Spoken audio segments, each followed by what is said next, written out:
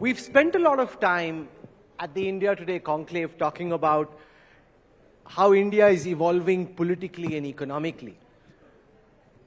Economic strength also changes the world order, and India's position unquestionably on the global high table has changed in the last 10 years.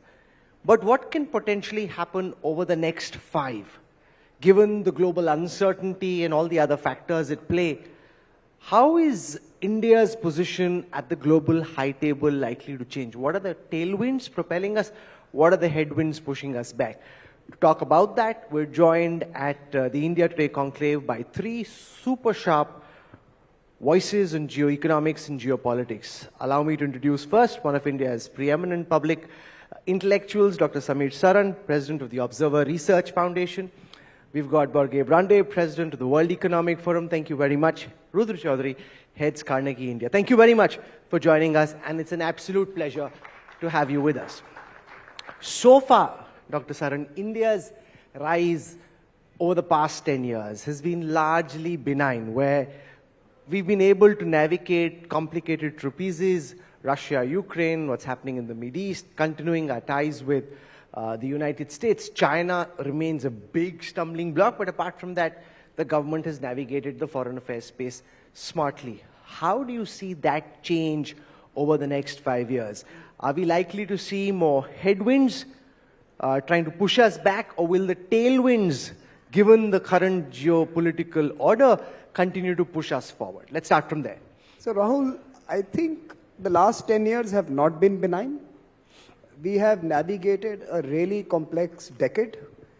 We have come out largely unscathed by all that has transpired. And it's really been a rocky road.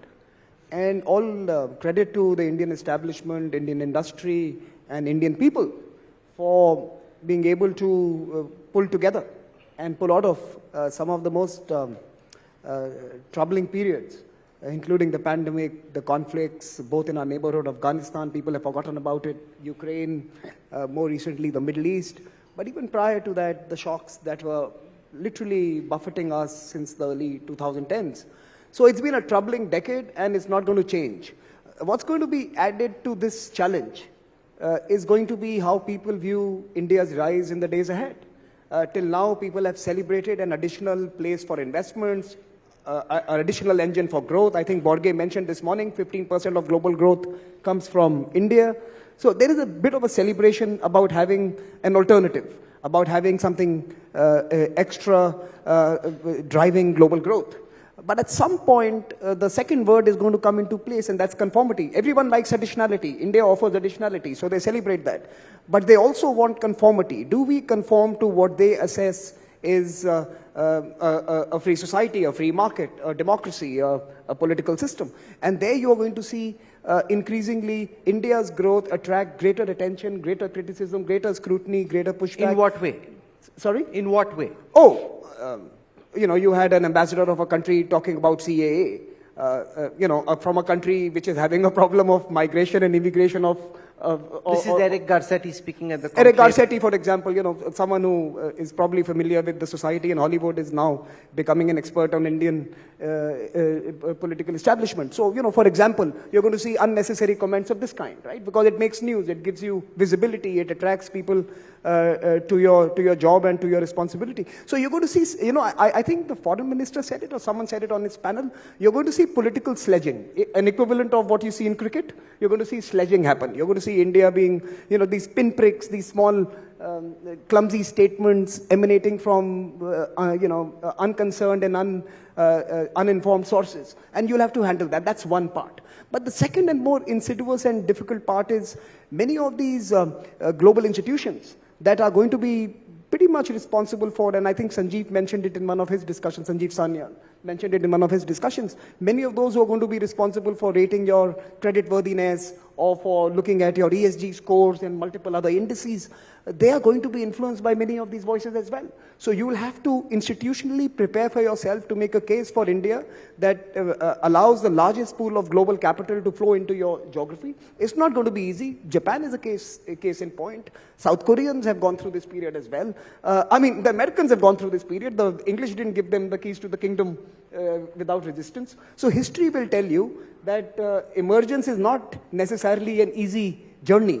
You will have to battle it out. So we have a good decade ahead of growth, of prosperity, of lifting people out of poverty and meeting aspirations of 1.5 billion people. But we will have to do it with muscles. So we'll have to build our own muscles. I want to draw Borge Brende into this debate because when we spoke last, you said that this coming time will be the time of the G3.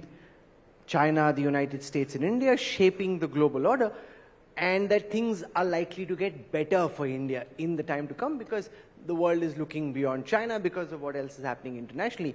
Samir's argument is that there will be a pushback which creates friction or tensions. The world will not very easily accept India's rise because no country's rise has been accepted easily ever going back in time. Do you buy that this G3 may not fall into place as easily as people sitting in this audience would like? And that there are very serious headwinds India would have to deal with? I didn't say that, but you paraphrased me in a nice way. Go ahead.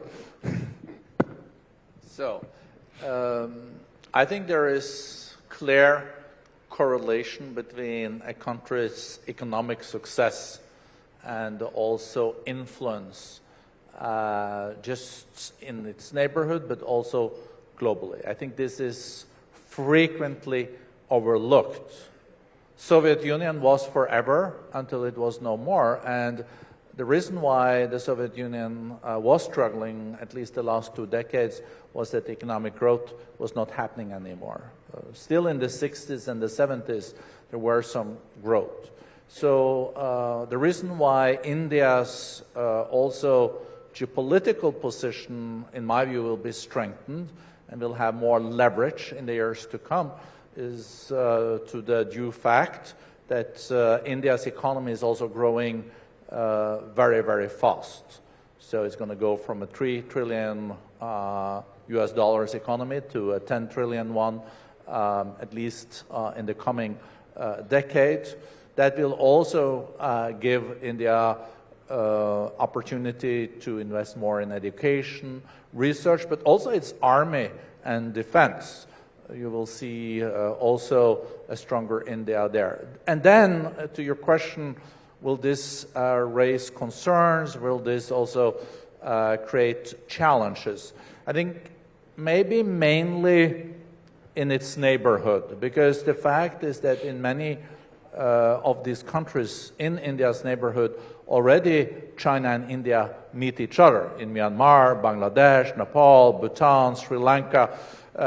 So this is already a fact. I think India is currently in a honeymoon phase globally in many ways, especially in Europe and in the US. But honeymoons don't last long. So for some marriages, it can even improve and improve. And, but of course, the honeymoons are very nice period. But, you know, love can grow even stronger every year. How nice. Rudra, this tension that we're seeing, particularly with Canada, to some extent with the United States, expressed largely in private, sometimes in public. Samir referred to the comments made by Ambassador Garcetti on the Citizenship Amendment Act. Will the pinpricks increase, or will countries like the United States, a country that you study and analyze closely, continue seeing the larger picture, and even if there is some opposition or resentment, it's voiced more privately and not made a big deal of publicly? No, thanks, Rahul. Just one point I'll make. If the president of the World Economic Forum turns around and says is that India looks like a honeymoon, despite all the challenges that Samir has talked about and all the contradictions that, frankly, this leadership has had to deal with in the last decade, I think that's a pretty good outcome, right? Because challenges are there. It's definitely not a honeymoon for India. Challenges are there with Europe. As you grow economically, politically, strategically, those challenges will be there even with like-minded states. On the point that you're making, Rahul, look, I think let me just get away from the pinpricks to some of the strategic stuff. Where are we in India today? What are we dealing with, right? One, we have a geopolitical challenge, which is a war in Ukraine, which has pushed us, frankly, to think very seriously about diversification of our strategic resources. reconsider our relations with Russia, turn to countries that have the capability to deliver for us and our interests over the next many decades. Countries like the United States on the one hand, countries like France on the other. My own sense is, down the line is, and, the elections, I think, have been called today. Whichever way, in the sense, it's pretty clear which way India is going to go in the near future. It's not very clear where other countries are going to go in the near future. I think actually there's more opportunity. I think and the reason I see the opportunity is because we've created that space in the last 5 years, which has been very difficult. Not everybody's managed that space, right? So today, for instance, we have a relationship with the United States that covers everything from quantum to AI to defense technologies. There are a lot of people from the private sector here. They're invested in this relationship, I think, in a way in which they weren't even 2 or 3 years ago. That's going to continue. Will you have instability if a new government comes in the US? Sure. But I think by and large, we will have, the line is pretty clear in that sense, at least with the United States. The most complicated relationship for India is China, Samir. And when it comes to Beijing, over the next 5 years, how do you see the relationship play out? We're currently in a state of confrontation along the border. Our economic ties aren't completely frozen, but clearly are far from the good times of the past. Does this continue at some point in time? Do you think Beijing sees good reason and then starts piping down? Or do you think this is the way it's likely to stay? Rahul, let me just take a minute to explain my first opening statement. I was talking about sledging. I was not talking about substance. Substantively, we should, in some ways, develop a thick skin and muscles to ignore some of these barbs that will come our way. This is virtue signaling. This is American politics playing out its own selves and expressing them in a manner that implicates us. But this is largely American political system using India as a tool to settle their own unsettled agendas at home. We should rather focus on what is really happening with the US and the strategic community, the foreign policy community, the business community is bet on India. Similarly, that's true for what Borge was saying about the Europeans as well. And I think that's the real story. The real story is that India is moving from 4 trillion to 10 trillion and then 15 trillion over the next decade and a half. And people want to be part of that journey. People want to benefit from it. How can we open more doors? How can we make regulatory predictability offering that we put on the table? How can we remove supply chain irritants and make India the manufacturing hub? So for us, the real task in the next 5 years, in the next 10 years, is to continue to receive the interest that we have generated courtesy the previous 10 years. We have to get used to sledging. Now we are playing men's cricket or women's cricket, and we are playing it in a format which is competitive, and we are going to have to deal with folks who will think otherwise, and we have to build the capacity to do that. In many ways, the India-China relationship is a big driver in this global interest in us. The Chinese behavior, not only towards us, but towards everyone, has been the single biggest catalyst to shine the torch on India and the possibility India offers. So more power to Xi Jinping. May he remain forever, and may people continue to see India in the light that they are already doing. So I think China has done a yeoman service in some ways to us, and his behavior has opened doors and windows, and perhaps even made us more aware of the need to look at other partnerships and opportunities beyond Beijing. Otherwise, in the last decade, in the early part of the last decade, you were seeing a huge amount of growth in the trading relationship between India and China. So does the India-China relationship get worse over the next 5 years, in your view, or get better, or stay where it is? Here is my take. I think it's going to get worse before it gets better. I think the next 5 years are really turbulent. At some stage, maybe when we are close to $6 or $7 trillion and we have $150 to $200 billion, when we have $300 to $400 billion defense budget and security capabilities, we will make it costly for them to be adventurous.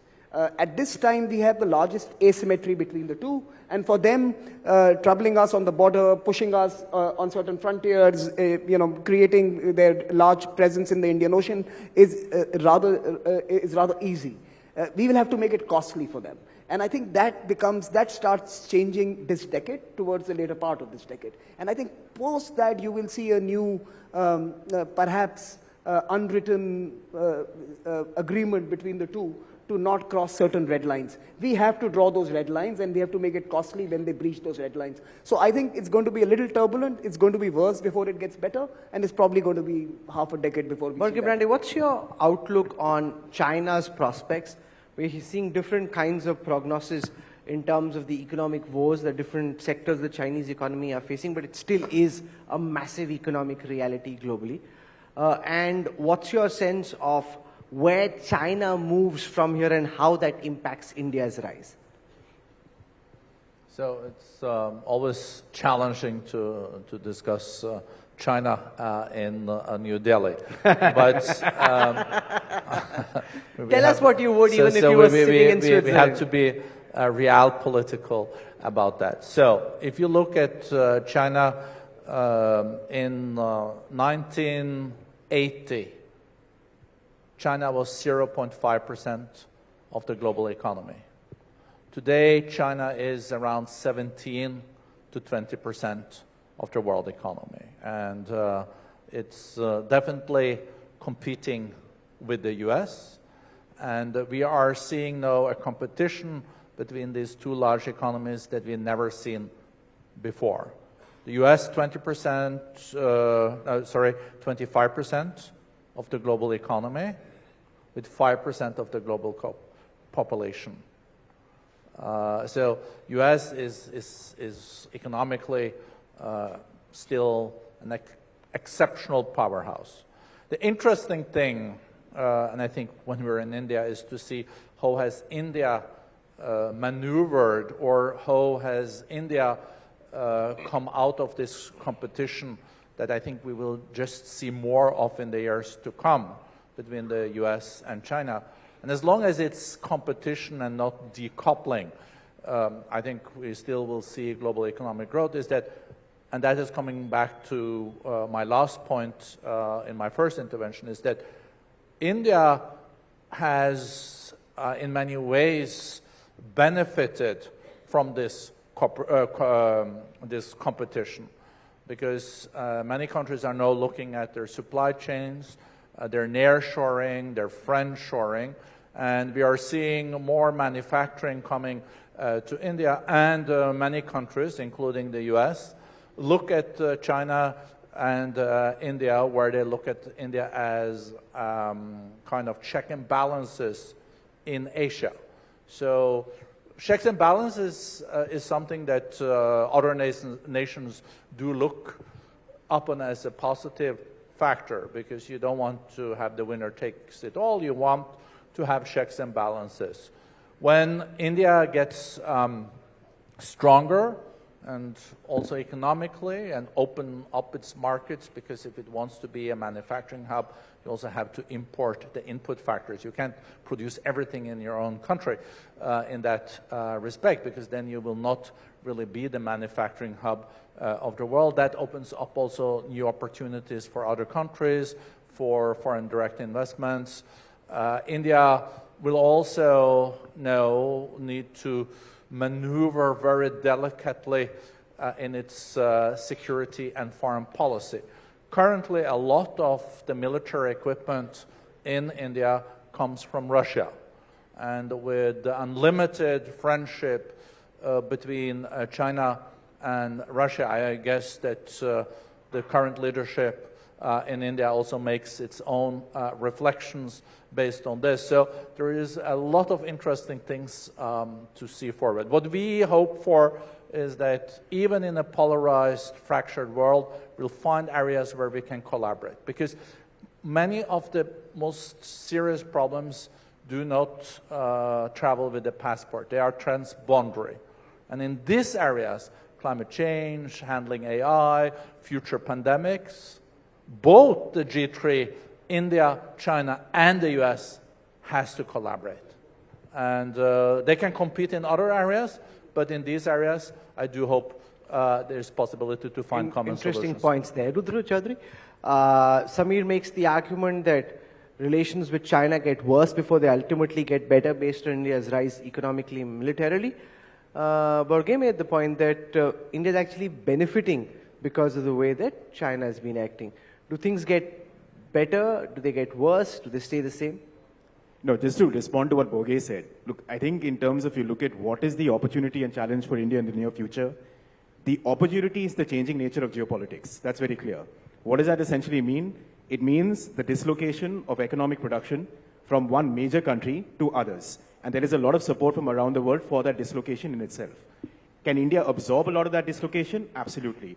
Is that an opportunity for us at the operational level, at the business level? Yes. Are we seeing it happen? Yes. Frankly, what's the big challenge? I would say the challenge for us in terms of geopolitics is, in fact, what the Honorable Prime Minister and a range of other ministers have mentioned, is the rate at which we can actually keep absorbing this, which means factor market change, which means ease of doing business. We're seeing a lot of it happen. We need to see it happen faster to be able to make sure that we're actually arresting these geopolitical opportunities. We see it in semiconductors. We're seeing it in electronic manufacturing. You know, Rahul, 2 years ago, we were told by a lot of people that there's no way that India will have a 28 nano foundry. You'll never get it. Today you have a company from Taiwan investing with a company in India, 28 nano. How did that happen? Some of it was dislocation, some of it was change that was made in India that made this happen in itself. So we look at opportunities. Will it get worse with China before it gets better? On the boundary, anybody's guess. Geopolitically, I think as Samir mentioned, it's not a bad place to be where we are in some sense. Let's spend a moment on India's most important relationship, which, make no mistake, is the United States, where we've seen bipartisan support to India's growth. Now, some of it is marred by some of the comments that have been made, or for example, what's been happening on the issue of Khalistan and America's perception around that.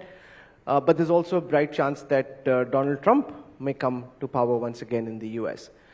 In both those circumstances, if the Democrats were to come back to power, will the stress increase? And what happens, Samir, in your view, between the Indian government, whoever it is that comes to power, and a Donald Trump administration? Look, I think on that count, we should be actually quite confident that irrespective of who wins the elections in November, India is going to be doing fairly well.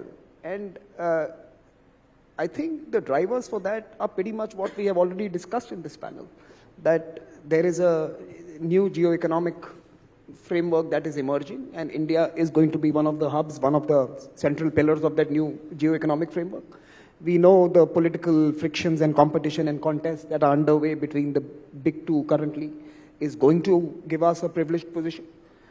We know that the region we are in is going to contribute, I think there's an IMF report that says 60% of global growth is, or 80% of global growth is from the emerging and developing countries, many of those who are in this neighborhood. So even the growth and economic drivers are related to us pretty intimately. So I think Americans who have understood realpolitik and perhaps have written chapters on it in the last century understand this better than most. And whoever sits in DC is obviously going to have a public-facing domestic conversation and narrative that is going to appease their constituencies. But that aside, in real substantive terms, what the US and India achieved in the last 20 years was unthinkable. If someone was sitting in 2000, India Today 2000, would we be talking about US being India's most important partner? It would be really a ludicrous conversation to be having, but it's true, it's happened. The most transformational relationship of this century has been the India-US relationship, and that direction is not going to change. Donald Trump may add tariffs and may seek to bring manufacturing back to America. Donald Trump may think Biden's Inflation Reduction Act is an endorsement of his own earlier determination to protect American industry. All of that aside, in real terms, the India-US relationship is bound to grow both in terms of its economic engagement, its political alignment, and more importantly, its increasingly intimate security arrangements. Do not forget what the US has done in the border confrontation with China over the last 3 years. It is the most underwritten and under-discussed part, but please understand today you have more teeth and more muscles on the borders, courtesy some of the access to technologies, eyes in the sky, and collaboration between the two establishments. The intimacy in defense relationship is going to be what is going to be perhaps really transformational in the next 5 years if Donald Trump comes back, or even if Biden remains. I think it is a material who's sitting in the White House that White House and India are going to continue to have this special relationship. So, Rudra, there are two theories. One is that behind the scenes, America is indeed putting a lot of pressure, and they're asking India to be a certain way, which conforms to, as Samir says, what is acceptable in the local American context. The other is that there's way too much practicality and pragmatism, and they're going to hold their nose if they don't like something, but just they realize the inevitability of wanting to continue to partner in India's rise. Which of the two do you think is more likely to play out in the next 5 years? The tension's going to exist, on this particular incident that you talked about. I think in the summer, there'll be newspaper headlines, there will be some case that takes place in New York, etc. There will be some kind of push and pressure in itself. My own sense is pretty clear. Strategically, we're absolutely clear in terms of where we're going with the US. I think the US administration, whichever one it is pretty clear where it's going with India. The operational tension will be left to diplomacy and how you deal with that.